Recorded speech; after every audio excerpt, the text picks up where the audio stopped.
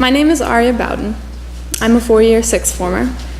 I'm from Taos, New Mexico, a ski town at the foot of the Rocky Mountains. I love to read, and in the past few years, I've developed a love of writing. For this chapel talk, I'm going to share with you a few poems I have written in an attempt to tell you my story. Instead of starting at the beginning, I want to start at the present. Now. Today. It's February 8th, 2018. I am 17 years old. It is over halfway through my senior year in high school, and I am afraid of what the future holds. I'm afraid of leaving Millbrook, a place that has protected me for so long and given me so much. I am also grateful for the people in my life, the people who make me smile every day, the teachers who spend so much time and energy on us. I'm grateful for the ice rink here that has taught me so much, pushed me so hard, and caused me so much pain. I am grateful for that and so much more. Today, I am also sad. I have been full of grief since my mom passed away on October 4th of 2017, 8 days before my 17th birthday.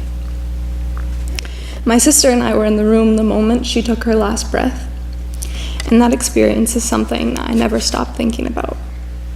Those days where my mom was not the woman I knew her as, the days where we sat there in that house, they constantly preoccupy my mind. Don't go.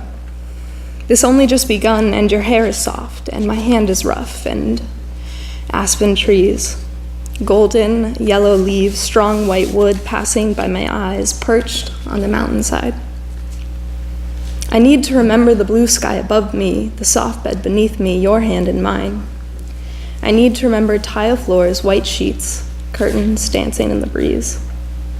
Mom, what do you need from me? My mom had been battling cancer for 7 years. For the first 5, she was a super mom. When she was initially diagnosed, there were days she spent sick in bed, but for most of her illness, she was incredibly active. My mom has done basically everything for me, day in and day out. She worked at my middle school as an administrator. She made sure I honored every commitment I made, no matter how hard it was on her to drive 5 hours for a hockey tournament, or get me to gymnastics practice every day, or make sure I wasn't late to soccer games. She was a team manager, a party thrower, a fundraiser organizer. She was even a student completing a master's degree in business administration online, so me, my brother, and my sister could receive the educations we deserved. She did all of this while fighting her illness. My 8th grade year, she had pushed me to apply to boarding school, knowing it would open so many doors for me. It did. My mom left a note for me that first day. It says, "I love you. Have a great year. You deserve this. XOXO, Mom." This note has been hung up on every wall in every room I've had since. I still sometimes fail to believe that I deserve this place and this education, but she always knew I did. I've spent 4 years here giving back to Millbrook as much as I feel I've taken out. All the time I've spent in the classroom, in the rink, on the field, all the time I've spent learning from incredibly eloquent speakers, artists, activists, teachers, all the time I've spent learning and growing and experiencing. These things I've received these 4 years could never be expressed in just a few sentences. No words will explain just how grateful I am for all the people I've met and all the experiences I've had. Because of my gratitude, I've tried so hard to devote myself to trying to make Millbrook better, cleaner, greener, kinder. That's who my mom raised me to be. She was the person who would fill in when other people slacked. She was dependable. I've tried to be the same way. I've tried hard to emulate that in my daily life. I don't always succeed, I'll be the first to admit that, but I try. And life just has this way of beating us up. Just when you're trying to get back up, it knocks you down again. A year and a half ago, the spring of my sophomore year, months following Coach Ed Allen's accident, her sickness worsened. Losing Mr. Allen was terrible for those of us on the hockey team. He was a man that I had such a profound respect for, and I give him a lot of credit for my being here at Millbrook. When I struggled, he would push me harder. When I needed it, he would appreciate me. I wanted to play for him, and he taught me so much about the person I want to become. I miss him every day I step out on the ice. My mom flew out to be with me during the service, and she flew out in February and brought me a bracelet that I still wear every day in memory of Mr. Allen. My mom was there for me when I needed it too, no matter what. When her sickness worsened that spring, I chose to go to HMI, the High Mountain Institute, in Leadville, Colorado, for the fall of my junior year. I chose to leave because I was heartbroken. I was heartbroken by the death of Mr. Allen, and I was heartbroken by the worsening sickness of my mother. Mountains have always been my true love.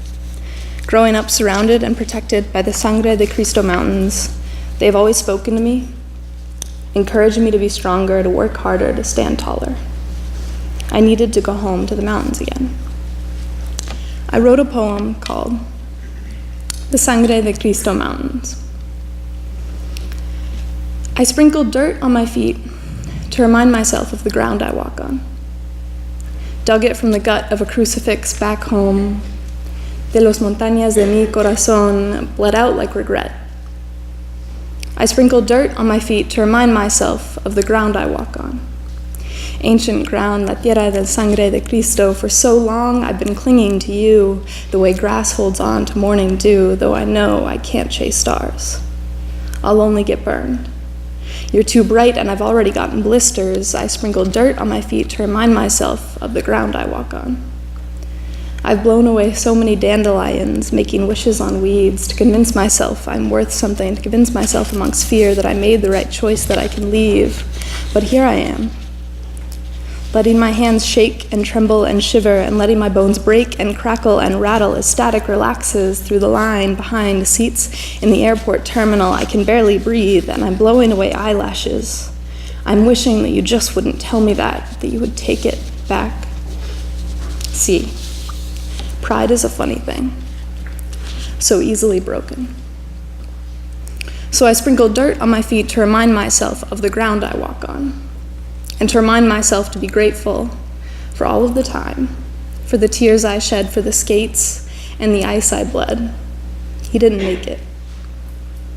So I sprinkled dirt on my feet to remind myself of the ground I used to walk on, and to remind myself that churches, once in a while, in times of pain, can feel like home.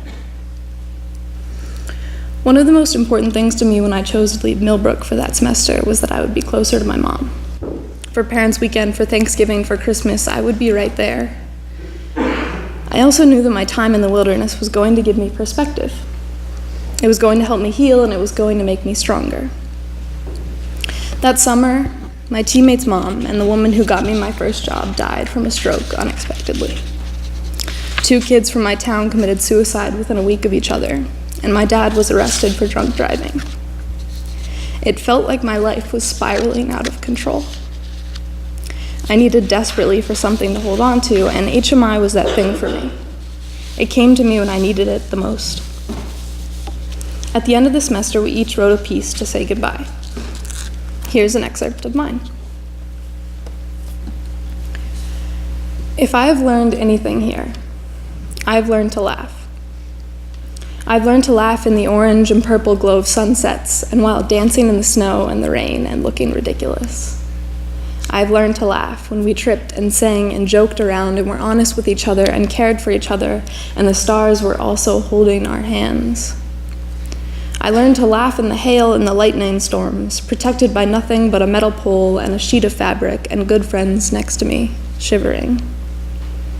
Few things ever feel completely right, but here I've started to. So thank you. But the truth is, I'm going to forget how much I laughed here and why. I'm going to forget snowmen and broomball and knockout and limbo in the canyons and all the bad jokes we've ever said. Few things in this world are more painful than forgetting that which you love deeply. I loved so deeply here. And now I'm walking on the pavement, staring at the yellow lines and the shiny ice, trying to think, trying to solve all the questions in my head, but I can't. I can only ask the hole in my chest why we love things, only to let them go in the end. The wilderness of Utah got under my skin. The sagebrush infiltrated my soul, and the sun washed my hair. The pine trees of the Rockies are still in my pockets. There is still dirt covering my hands. I learned at HMI how grateful I am for the earth, for the feeling of being on top of Mount Massive at 14,000 feet in the air with snow everywhere. I learned how grateful I am for people, for relationships, how grateful I am for mistakes, for laughter, for pain.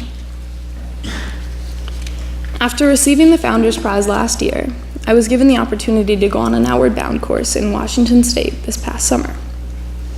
For a week, we kayaked through the San Juan Islands.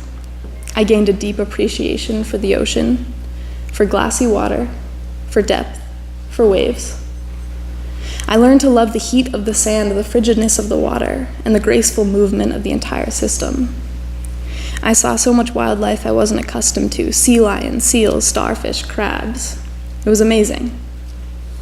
For the second week, we backpacked through the Cascades. We went on a 24-hour solo where I sat in the woods alone. During this time, I ate a lot of wild blueberries, read a book, and thought about my life. I learned that the sea is extraordinarily powerful, the Cascades are magnificent, and that my life is freaking wonderful. I am so fortunate to be given opportunities like that. I went back home after that trip and I watched my mom grow weaker. And then I had to leave her again to start my senior year. I felt really, really terrible about that. And with how weak she was, I didn't want to leave at all. Eventually, I had to return home again in October when her systems began to fail. And I was fortunate enough to get a chance to say goodbye. I got to tell her I loved her and tell her that I would be okay. I will be okay. But for now, I miss my mom. I miss her laugh, her hands, her eyes. I miss the way she walks, the sound of her voice. I miss her always kind, always thoughtful, always right advice. Every day is hard. For the past few months, it took all I had just to get out of bed, just to wake up. It took so much to make it through the day, to get to practice, to skate. In the beginning, I kind of hated skating because she spent so much time, money, and energy so I could play the sport I loved, and she will never get to watch me play it again. She won't see me graduate. She won't visit my college. She won't be at my wedding. She won't meet my children. She won't be here to give me advice, to make me frustrated or mad, to protect me, to be here for me when I cry.